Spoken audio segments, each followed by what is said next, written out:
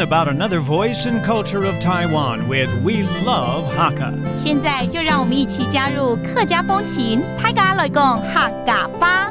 Hey, what's up, everyone? It's time to talk about Hakka here on ICRT. Hello， 大家好，我是阿平口Leo。Hello, 你好，大家好，我是 Joseph Ling. And I think through Proverbs, we learn not only the language, but also some lessons in life. 其实呢，透过我们所谓的谚语啊，可以了解这个文化，然后当然我们顺便要教客家谚语，可以学到一些客家话，还有一些人生大道理在里面呢。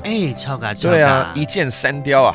真是好处太多了。Yes, let's kill 3 birds with 1 stone. So what proverb are you bringing to our listeners today, Leo? 今天介绍哪一句谚语呢？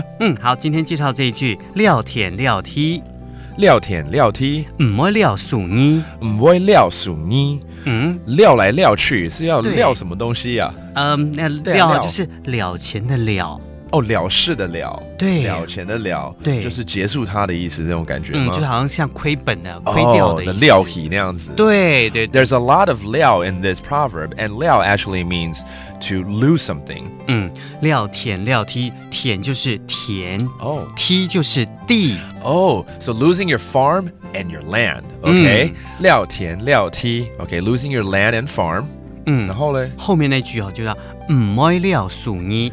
唔會撂樹呢，那樹呢是什麼比較重要的？樹呢就是手藝，就是一些你知道你懂的一些手藝，對 ，skills 技能。对啊，就是你可以你的田地啊可能会了掉亏掉啦，但是你只要学起来的一技之长，绝对是不会绝对不会不见的，它就跟着你一辈子。了解了，这是非常好提醒人的一件事情，尤其在手艺这一块，就是自己的 skills 是非常重要的。OK，skills 手艺。樹呢。All right, let's hear this entire Proverbs explanation in English. It's possible to lose your land, but impossible to lose your skills. This proverb refers to the importance of having a skill or expertise. The Hakka people use this saying with their children to remind them that even though they're rich, they could lose all their money and land, but the skills they learn in life will stay with them. These skills are vital and should always be improved upon. With this, there is little to worry about in life. Leo, 再来重复一次我们的谚语。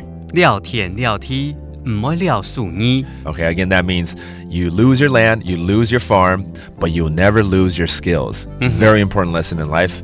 And that does it for today's Talk About Hakka. 什麼大家？安子 say 張來了。